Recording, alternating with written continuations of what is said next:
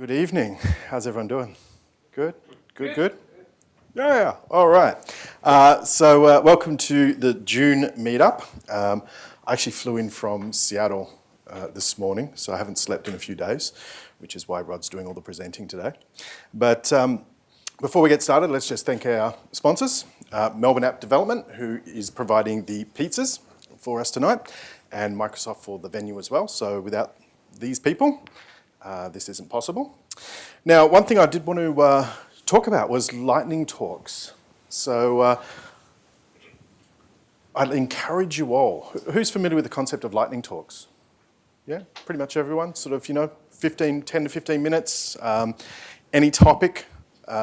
So really interested in getting people to submit some lightning talks so as we can go through those. It can be anything. It could be, for example, if you've been doing a lot of binding recently and you want to share some information, or if you've been doing any UI stuff, if you want to sort of give us a run through of a project you're proud of, a particular tool you like, basically anything, just a short presentation.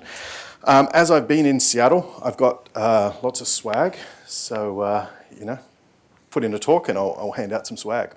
So, come and see myself, or Rod. I should have introduced us. My name's Kim Philpotts, and this is Rod Hemphill over here. So we run this meetup. So come and see us and let us know if you want to do a talk, and we'd appreciate it. Now, speaking of lightning talks, tonight we have 3 lightning talks, all done by the same person, which is Rod. So Rod's going to talk a little bit about .NET 5, the future of .NET 5. What is .NET 5? What is .NET Framework? Where does all that fit in? The linker. Who's used the linker before? Who's had bad luck with the linker? Pretty much everyone. So Rod's going to tell us why the linker is useful, I think, and some tricks there. And there's also this thing called Blazor, which is the new hotness as well. So Rod's going to talk about that as well. So without further ado, let's welcome Rod. Thank you, Kim. So let's start with .NET 5.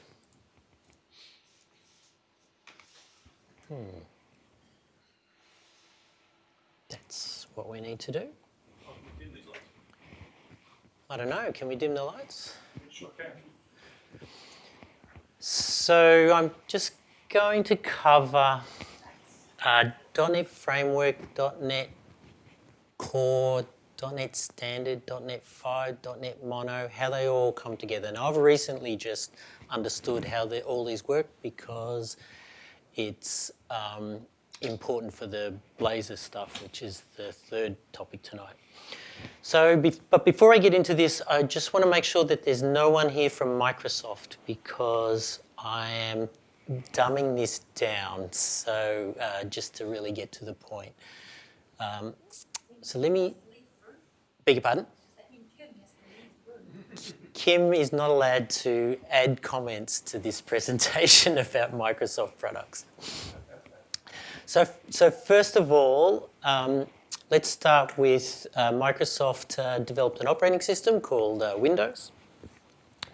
When you develop an operating system, you've got to write applications on it. So what they did was they created a runtime, our .NET runtime. But what Microsoft did, because they own the Windows operating system, they bundled the runtime into the operating system. So when you roll out Windows, you get the runtime.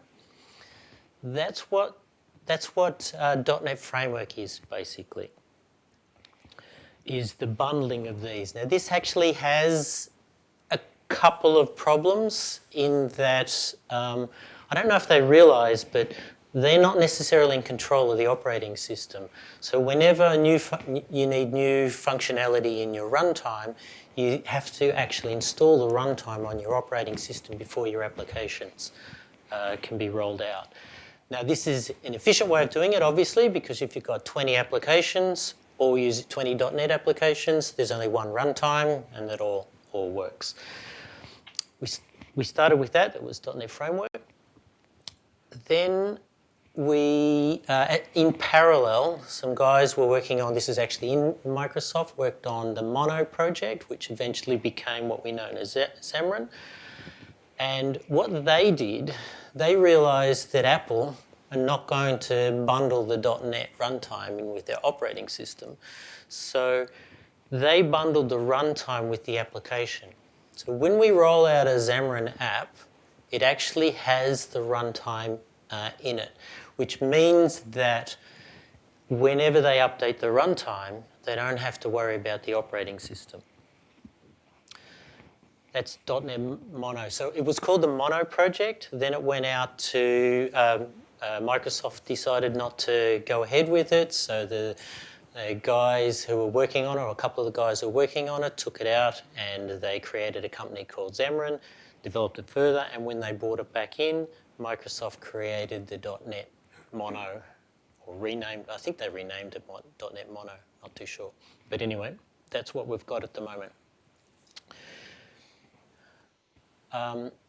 Then, of course, they extended Xamarin to handle UWP and Android. So there's actually 3 operating systems there.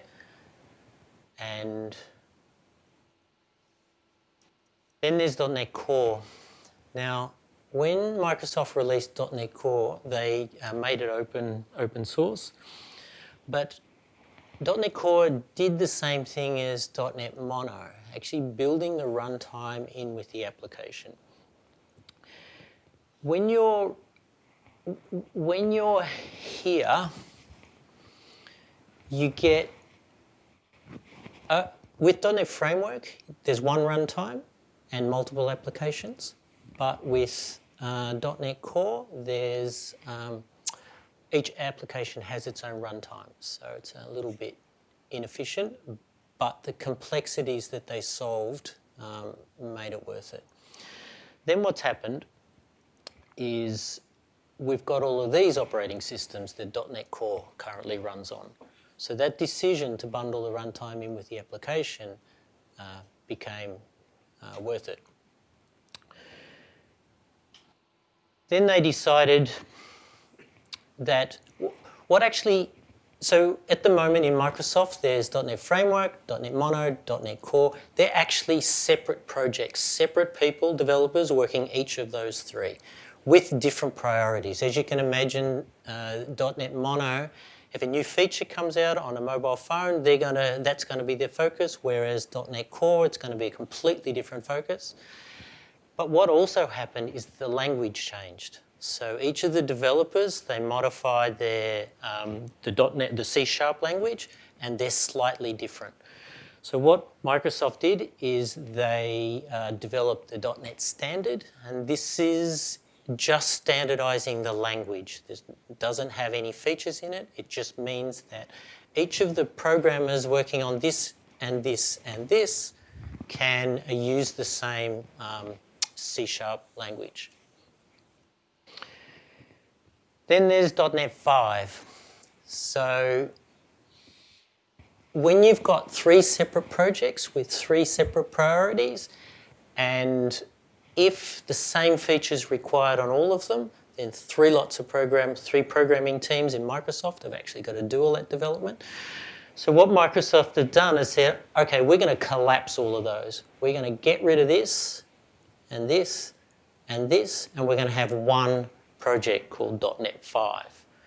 So .NET 5 will run on each of the operating systems that these others do, which is the Mac OS, Windows, Linux, Raspberry Pi, iOS, Android, UWP, WebAssembly, IoT. They've got an AI framework, an AI operating system as well. And that's what .NET 5 is about. Now, obviously, .NET Standard becomes irrelevant when there's only one framework. So basically, .NET Standard becomes .NET 5. Now, from a developer point of view, from my point of view, I'm developing obviously on Xamarin, but also over here with .NET Core. In order to future-proof what I'm doing, I'm making sure that both of those sets of development, both of the teams that I've got working on each of those, all use the .NET Standard. So therefore, when we migrate, when .NET 5 eventually gets here, I don't have to rewrite any code because that's what they're going to do. They're going to take .NET Standard across to .NET 5. The timeline. So .NET 5 comes in November 2020. And eventually, I grabbed this slide from Kim's presentation last month, and there might have been another slide that had when .NET Framework disappears and when each of the core, .NET Core versions disappear. So the LTS there means that those versions, so .NET Core 3.1, which is not out yet, .NET Core 3.0 is actually in pre-release now. So the LTS are the versions that Microsoft are committing to support long-term. So you can see that .NET 5 is only a short-term project. But the significance is that there'll be only one team in Microsoft and all of the frameworks get combined together.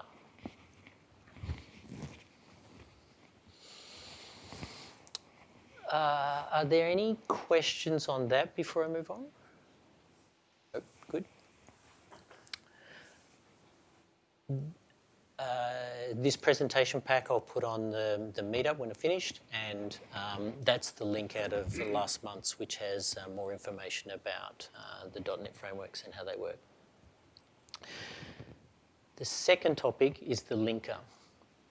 So for us, we're a software development company, so the linker is really quite important to us.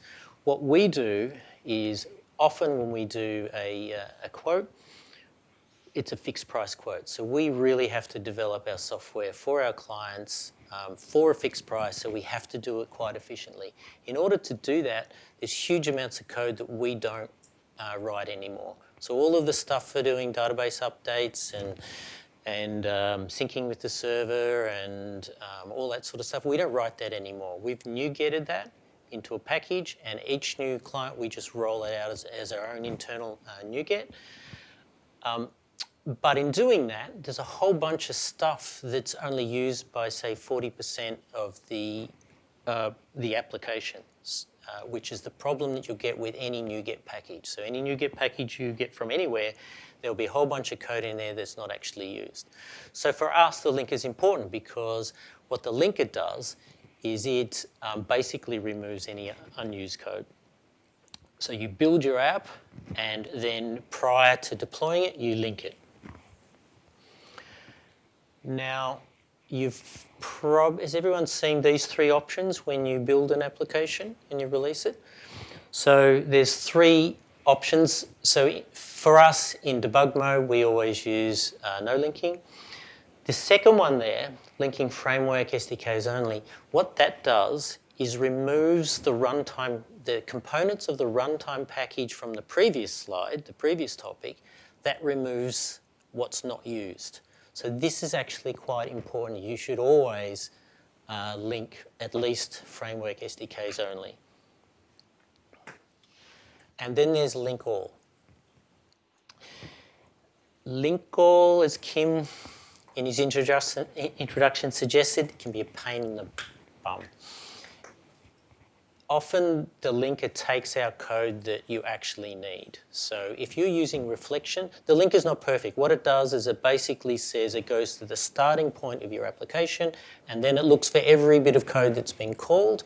It just puts a tag next to it, and anything that hasn't got a tag next to it just removes it. Now, if you're using polymorphism or you're using reflection, then the linker's not smart enough to know that that code is actually required. So it will get rid of it. And the problem is that when you run your app and the linker has removed stuff, it will just crash. It won't tell you what's missing. It won't tell you anything. It is a pain in the butt. There's a file that if you're going to go full linking, there's a file. If you add this file, I wonder if I've got. So in your project, so this is a project in the under each of your Android and iOS, if you place this file, it actually says you can put in here which components you don't want it to link out. So I know that Prism has a whole bunch of reflection in it. So those statements says keep everything from Prism. I could say which components do I want to keep within Prism, but for me, this is enough. This will get me through the full linking process.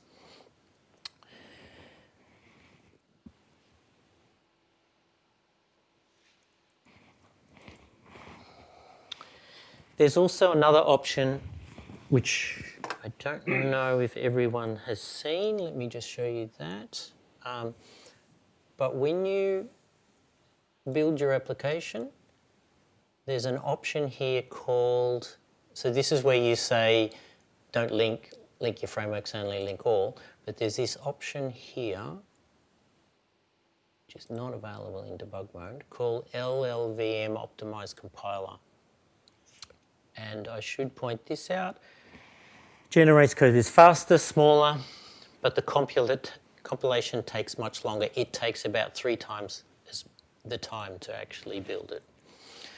What that option does is, so LLVM is a project that's independent of Xamarin, independent of .NET. So you can run an LLVM compiler against any assembly, and it will actually go through and optimize it for that platform. So in this case, it's going to optimize it for the iOS operating system.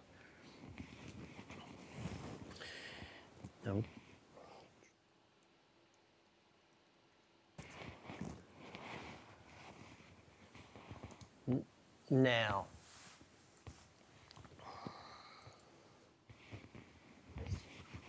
yes, AJ. The linker, you've got the 3 options. Which of those options does it refer to the linker XML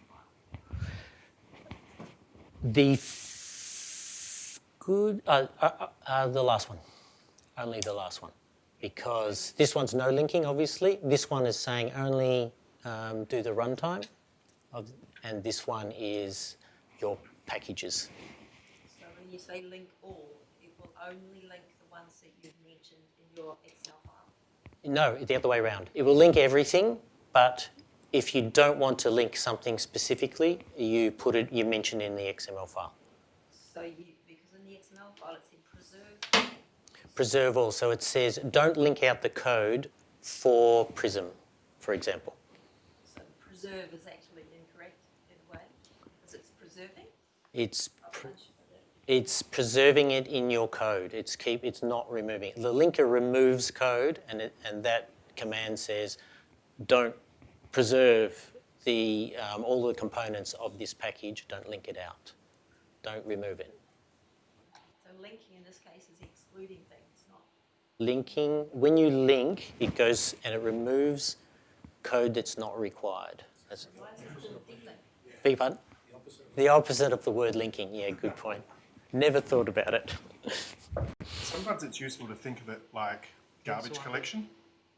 Yes. So just like a garbage collector will go and it will identify all of the things that are being used and then kill everything else, that's exactly what it does. An example, Rod, you have Visual Studio, you only have options for iOS. Is there Android similar ones? So, on the left pane there under General, or under Build, you have iOS Build, Debug.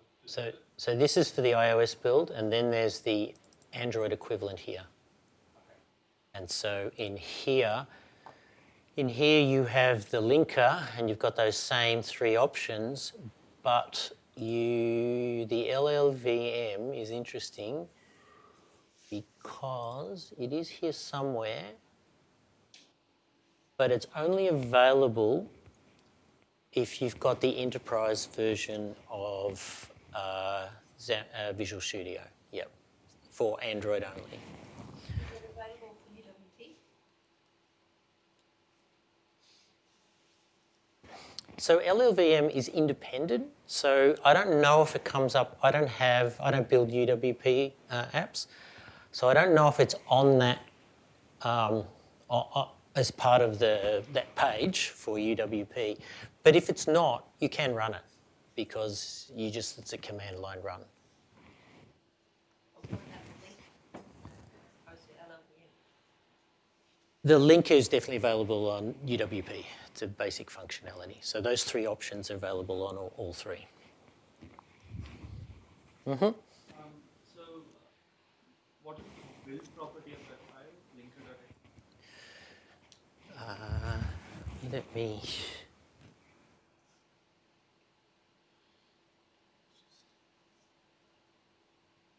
Link this. So another question, how does this relate to the recent, they put out another AOT technology with .NET Core 3 Preview 6. How does this linker relate to that AOT? So the LLVM basically compiles to AOT, from what I can tell. Yeah, they introduced another linker type technology in Preview 6 of .NET Core 3. So I was wondering how that would relate to them. I don't know the answer to that. Kim, do you have any knowledge of that? I don't. No, sorry. Searching for it right Any other questions?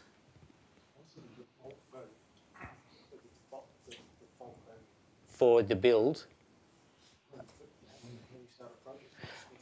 I don't know, but I suspect that for a debug it'll be no link, and for release it will be SDKs only. That would be the normal settings that you should put.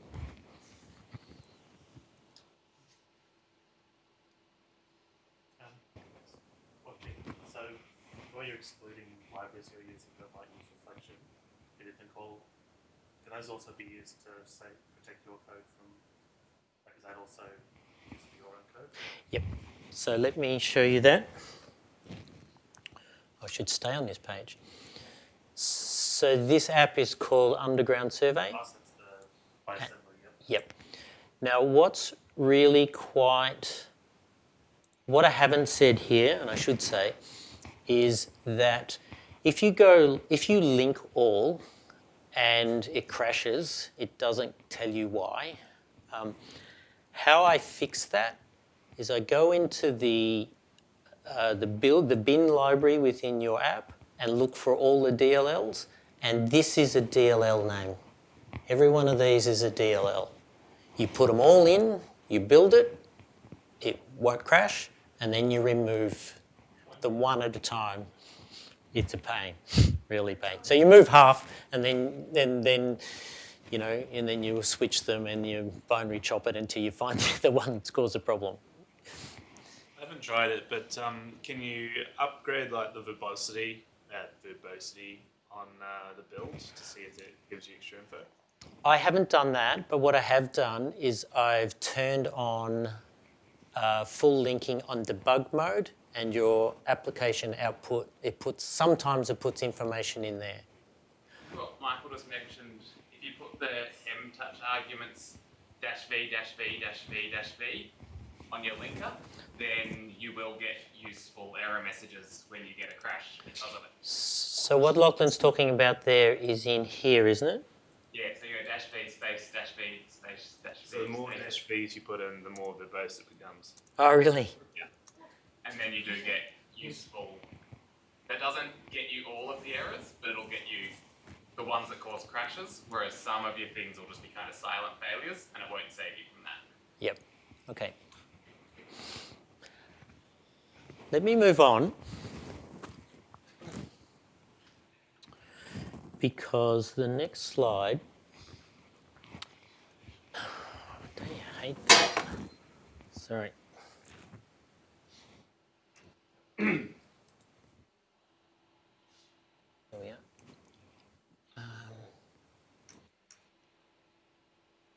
So what I thought I'd do is I have enough knowledge about the linker to get me through, but for this presentation I thought I'd better do some tests.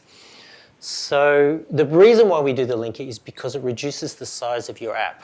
if it reduces the size of your app, that means your app is going to load quicker, and it means that your end users is going to be quick for them to download the app because it's smaller.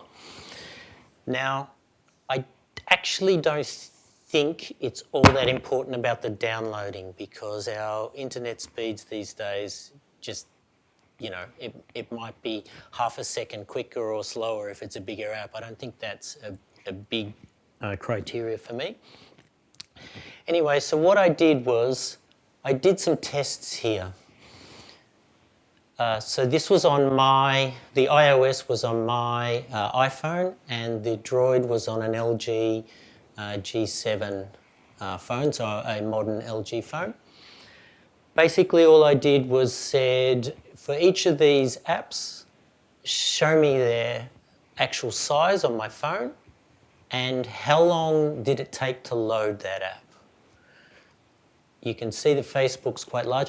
On the right-hand side of the Droid ones, I didn't have as many. The friend that I tested on didn't have the same apps as me, but there's enough there to give you an idea. From those load times, it's very clear to me that the size of the app has no relevance on how quick it loads. So I can see, well, the Facebook one is an obvious one. 2.5 seconds is pretty damn quick, and it's 260 megabytes, the size of that app. So what I did was a few more tests. So I grabbed two of our apps, Stabilize and Underground Mining, and I did a load time, whether it's linking, no linking, link all, link with LLVM, and the bottom two were of interest. I'll come back to them. So when you don't link, the size of the app of the first one, the Stabilize, was 139 meg. When you do link SDK assemblies only, it goes down to 74 meg. That's why you should do always do link SDK assemblies only. Then link all went from 74 down to 58, but it didn't change the load time. It was 1.4 seconds on all of them. I did find when I linked with LLVM, the Optimize, it was slightly quicker. It was noticeable. So I'm talking 400 milliseconds there, but you actually notice it when you load the app. But I don't think it's all that significant. And I did the same test with a different app, Underground Mining, and the same deal. Now, the reason why I put the bottom two lines in there was to see how much of my code gets removed if I link everything. So that link of this one here, that link everything, I removed everything from that XML file and just ran it, and that's the size that I came to. So that's the minimum size of the app. It crashed because it removed Prism and all sorts of stuff. And then I did exactly the same thing, except this one, I just left my app in there. So the difference in size, the smallest you can get these apps is 53, and my code, it's not 3 meg, but it's the unused code is 3 megabytes built. Yeah. Is it possible to use the LLVM with the SDK assemblies only? Yes, it's independent of the application. I think I actually did that in one test. But let me move on. I did some more tests, which is why there's a blank spot here. What I did was I wrote a bit of code that had 100 million maths calculations and inserted 1,000 records in the SQLite database on my phone. I only did this on the Apple. And what I was trying to see was what speed difference I got from the LLVM. So from this, I actually got a slower speed. I had to run that a couple of times, and it's correct. I get a slower speed if I link all. It's so minimal that it doesn't really matter, but that was surprising. But this was really surprising. So the LLVM made it more than twice as slow. So it took 8 seconds to run that compared to 3.5 seconds. So I was quite staggered, and before I put this together for the presentation, I would always be doing this. In fact, that's the only reason why I do full linking, is so that I can get the maximum benefit from LLVM. But I'm going to rethink that now because it doesn't look like there's a benefit. So for me, the takeaways really are always link framework SDKs only. I don't see any benefit in doing link all. We won't be doing link all anymore. The pain to actually work out how to do it is not worth it, and I don't think you get any real benefit. And I think, oops.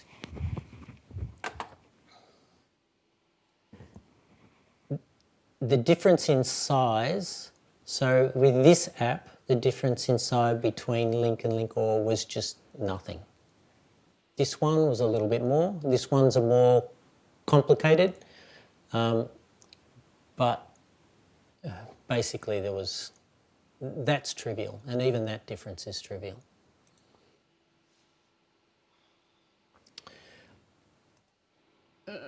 Sorry. Yeah, I say it's questionable benefit. I don't think that's an adequate test.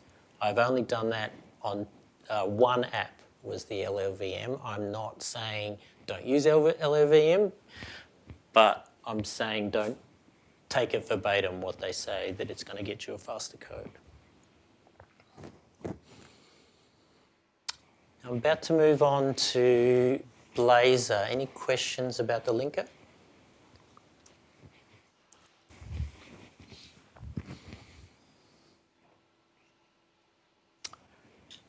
Blazor is. Does anyone here know what Blazor is? There's a few. So our main focus has been app development, Xamarin. But probably half of our apps, we require a server to be built on the client side. The other half also need a server, but the client usually provides it. But more recently, we've had to build more and more sophisticated server side. Now, we don't really have, what we were doing in the past was using, there were low-end servers, so we were doing PHP. And really that's just not going to cut it, certainly from a security point of view. So we headed down this path of building our cloud services with React. We could have done React or Angular, but we ended up with React only because one of our developers had some experience with React and no one had any Angular experience. So that's where we went. We did a lot of work in React and we really didn't get a lot done. So we didn't get this, the application running in the cloud. So then, Greg, where are you? I was talking to Greg, and he said, "Oh, you should look at Blazor."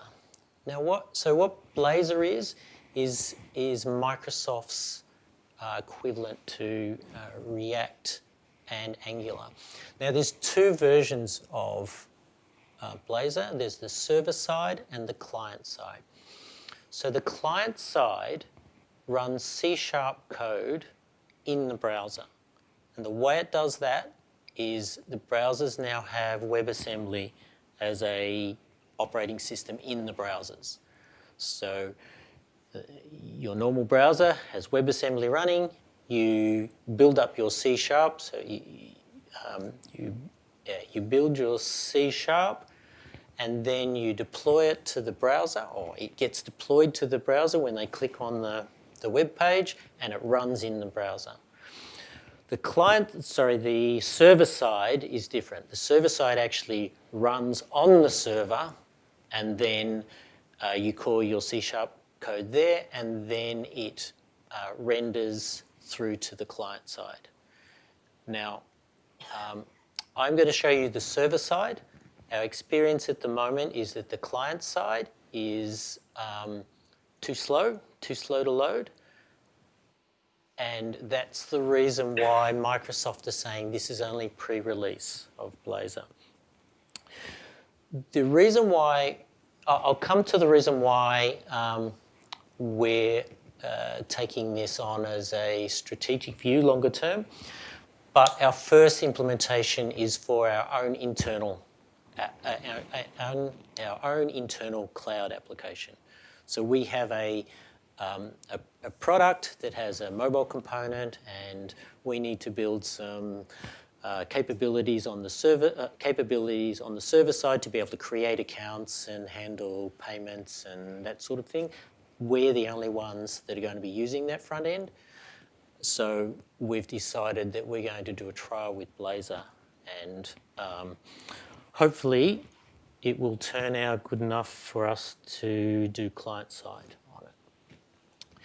So here's a bit of, so we've only just started with Blazor, but, and this is from an example site. I could have shown you some code that we've got, but this is probably shows it a lot better.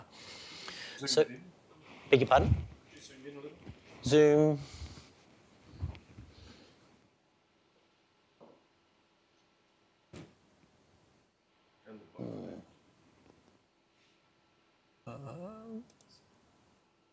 Bottom left. Oh, there we are. That better? Whoops. No, I lost it off the screen now. What have you done to me?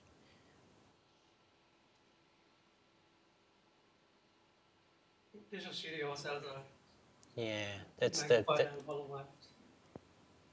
Where is it? Right, bottom left of Visual Studio. Where?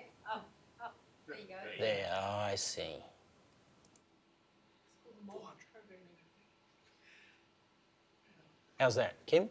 One. So basically what Blazor does is you put your HTML, so it's very, very similar to PHP. You put your HTML and then you embed in the middle of that C# code. There's some, there's C#. Yes, very much so. And here's some more C# code, and then there's the HTML. Now what, and this is the equivalent to the, in Xamarin, it's the equivalent to the code behind and the view model code. It executes this. Now, we're still trying to work out where the best place to put this code, in with the view that's here or in a separate file. We're still trying to work that out. But what I wanted to point out is that this is a model view controller design pattern. It's not an MVVM design pattern. And so it's quite different. Now, the reason why this is important to us is that I'll show. So this, the code that I was showing you here before for our for this underground mining app is fairly typical of what we do. So there's your models, so view models, models. We have our DTOs that go across to the server, data transfer objects. And if I look at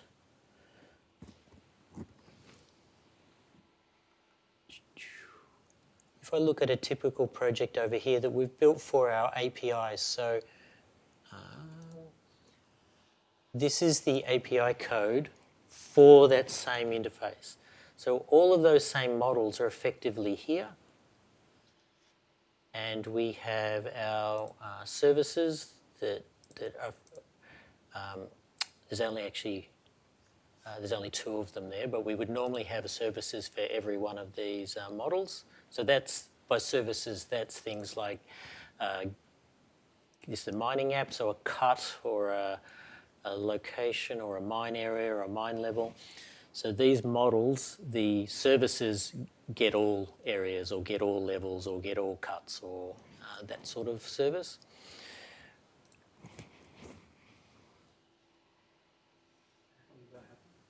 So what I wanted to, I'll come back to that question.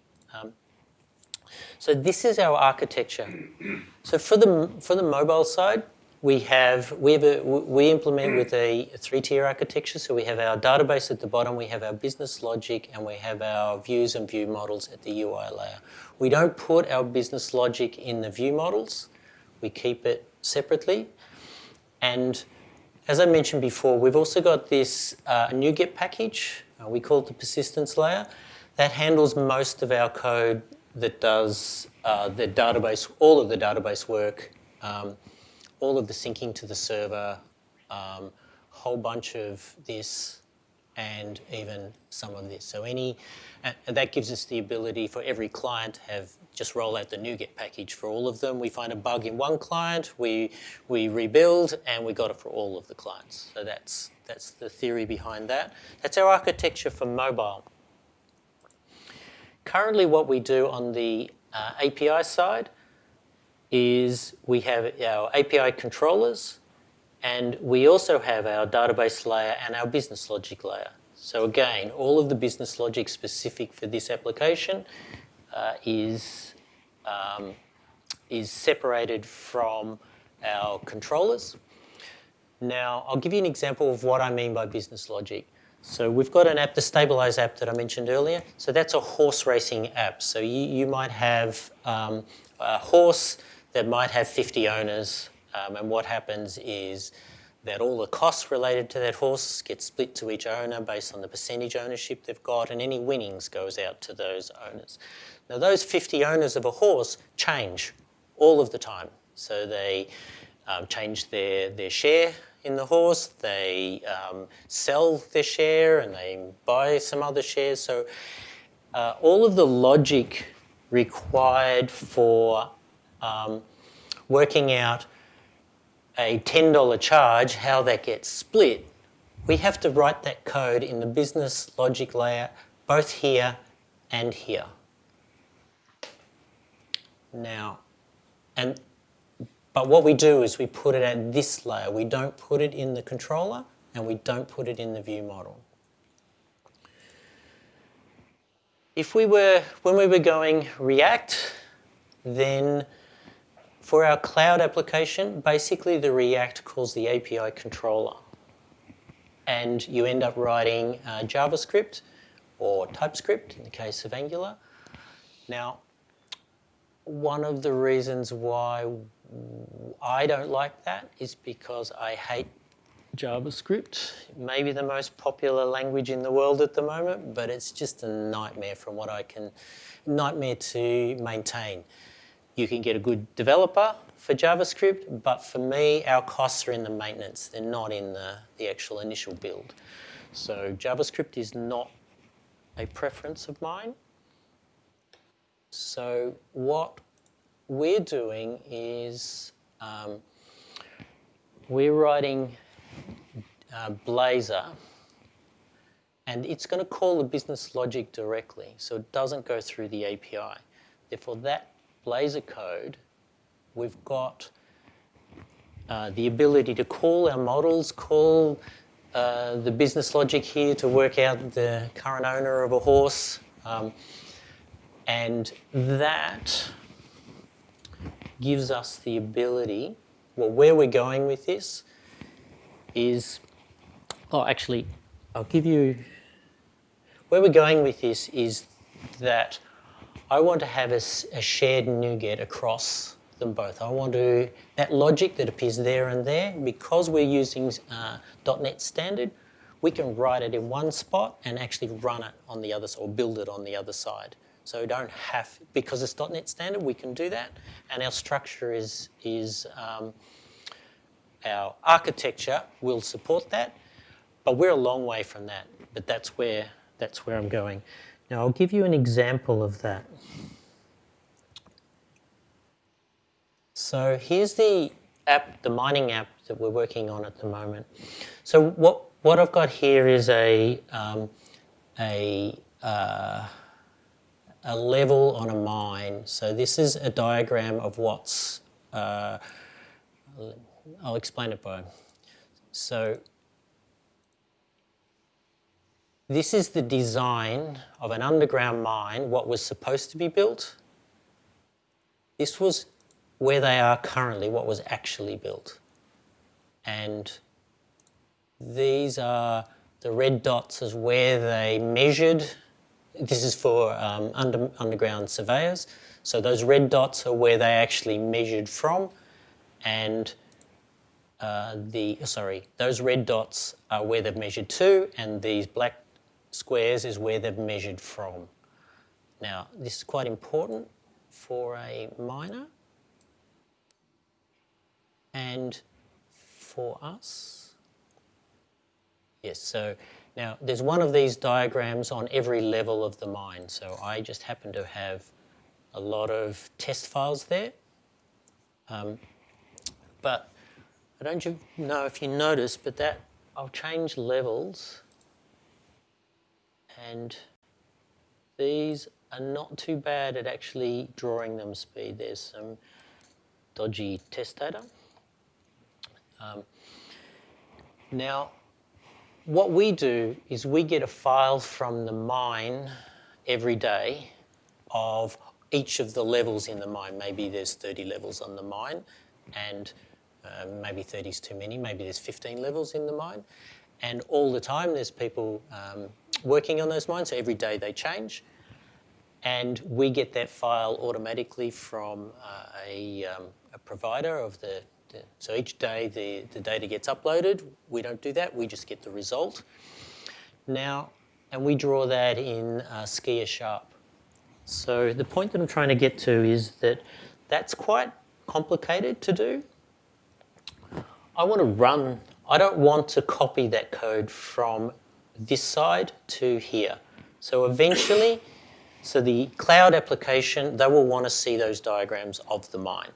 I don't want to copy the code across. What I want to do is have the same code. I want to check it into GitHub and pull it out on both sides, and it will just work. And that's what Blazor will allow us to do. And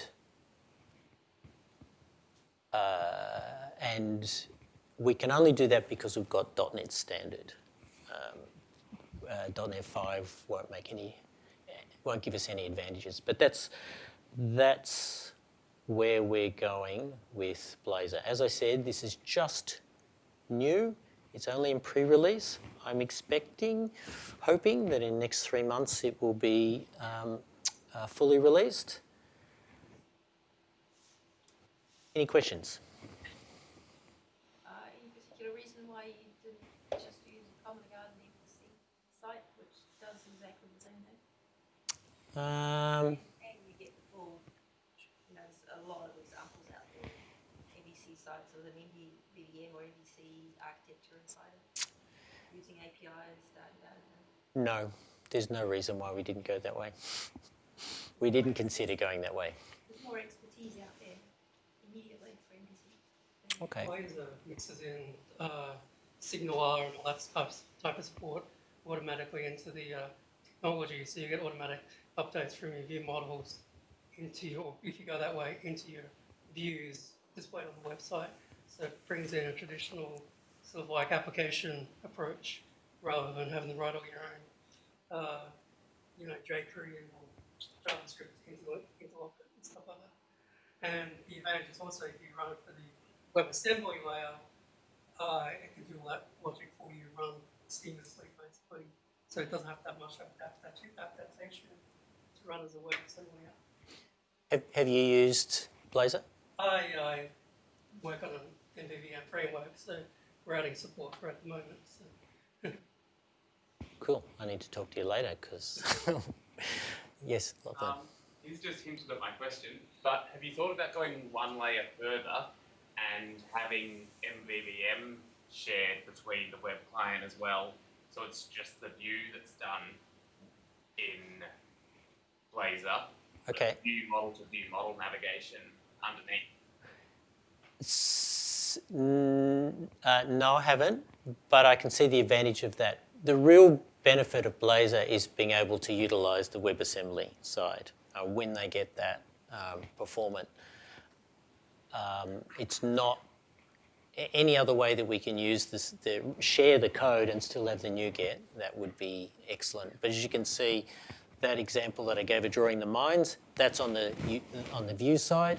Most of our code over here is actually on the view side. So yeah, that makes sense. So in terms of like developers working on this, are you still splitting it in terms of having web guys and mobile guys, or is it more just like jack of all trades across the board? The whole we've got the same person doing everything.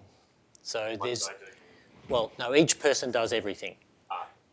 So currently, the staff that I've got are split between mobile developers. 4 months ago, split between mobile developers and server developers, but I've removed that. So I get the mobile developers to do. So the guy who's experimenting with Blazor is a mobile developer, and now I've got our server developers doing the mobile app. So no, I don't split. Do you think I should? I'm curious because I don't like web at all, but I can understand why you put mobile developers on certain web tasks. But it would be the same as having a web developer coming on mobile. Like, they can do a lot, but unless they've got like the fundamental knowledge of certain aspects, if they're diving that deep, it would make more sense for them not to be doing that task. So the concept of a full stack developer is, in my view, not workable. So we have staff that are experts in SQL Server and Entity Framework. We have people that are experts in mobile, and we're going to get a front-end developer for the server side to do HTML and JavaScript, and they'll be experts in that, but they'll be capable in each of the other areas. So, yeah, I agree with you. There is a split, but I don't want it to be. We're a small company. I can't afford to have someone go sick and then we've got no SQL Server developer, or we've got a huge, 3 apps have got to be rolled out, and 2 of the app guys go on holidays. We're not that big, so we have to split the tasks across.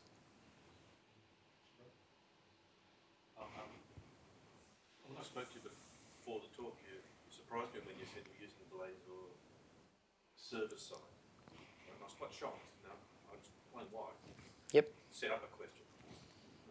When I discovered Blazor through the MSDN magazine several months ago and started experimenting with it, I thought it was only for client side.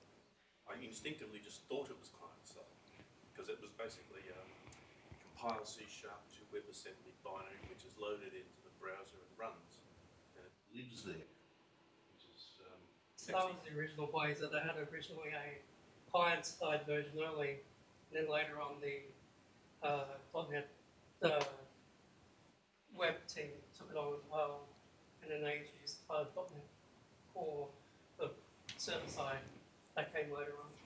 Yeah, when I saw the server side came out, I saw it just mentioned in websites and in magazines. I thought, hang on, this doesn't make any sense. It wasn't invented for that purpose. I don't know how Blazor can run on the server side, but you're doing it.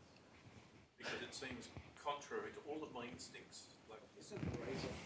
So the server side was originally called Blazor Components or something. Yeah, and they've renamed it as Blazor. But the server side, what advantage is there in inventing WebAssembly because it's designed to run in the browser? Because I was hoping I was finally going to kill that stinking carcass of JavaScript. It's going to kill it because now we can run apps in the browser. So how does it run server side? I don't know if I can adequately answer that question. It's a signal R layer. It has basically a signal R is like uses WebSockets, so it can communicate back and forth, and it allows you to program in C# both for your views. But how is it rendered in the browser? Sorry? How is it rendered in the browser? Basically, they'll provide the JavaScript and all that for you, but you're writing Blazor components to basically, and then it'll use the signal R layer to kind of communicate that data back and forth. So it's not running the code in the browser. It's rendering the HTML and JavaScript and then sending that to the browser. And because it's got a WebSocket connection for signal R, it's a two-way communication, so it can communicate back from the server to your client, and they handle all the stuff for you. So the client side. Sorry? Really chatty communication. Yeah, it's a two-way communication. But that makes me wonder, what's the point of doing that? So for us, it gives us, it's an entry point into Blazor. So, no, that doesn't answer your question. The reason why we didn't go down the client side is because it just is too slow. It's just too slow. So it's when you click on the web page, when a client clicks on the web page, and it has to get the code that you've built, it's to load it into WebAssembly, and then run it. And it's that bit that's just too slow. So for an end client, it would not be acceptable. Yeah, the first demand load is a bit slow, I found. But once it's in, I found that like manipulating the DOM through the C# code is lightning fast. I had giant grids just going flip, flip, things. That may be true, but at the moment, it's not suitable for the public just because it's too slow. We would not build a solution for a client using the client side at the moment. And I was listening to a podcast from James Montemagno and Frank Kruger, and they were saying the same thing. They were saying it's just too slow. And that's what the Microsoft are working on to make sure, to work out a way to make that quicker. That's what they're working on. The Silverlight Zap files could take a minute to load sometimes. People just don't believe that. Any other questions? Yep. So, with the cloud application, you're talking about a web application, essentially. Yep. Right. So, you're not making a web version of your Xamarin or on your mobile app, are you? You're making a different app. Correct. But you're still potentially reusing some of that business logic across both. Yep. But the intent is not to have a web version, a mobile version. So let me give you an example. The underground mining app, there's no Wi-Fi down in the tunnels. So therefore, we build an app where the surveyors can go and do whatever they need to do down the holes, and then they come back up to the surface and they sync.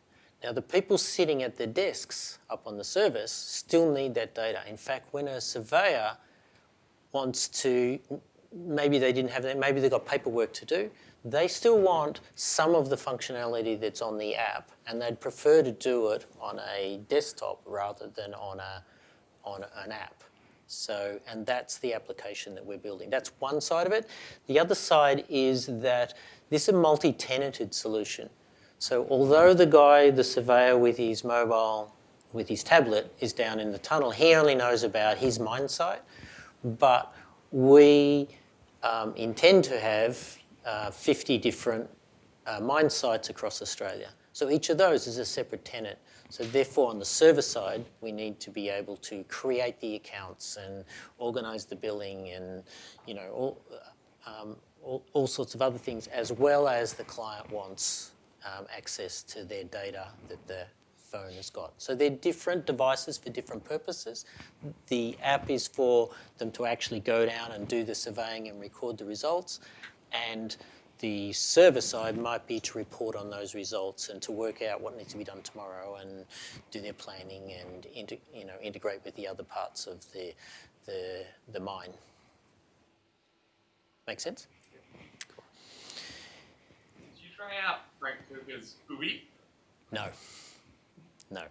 No, I saw that. There's so many things to do, and honestly I wasn't that interested. Any other questions? I think that's the end.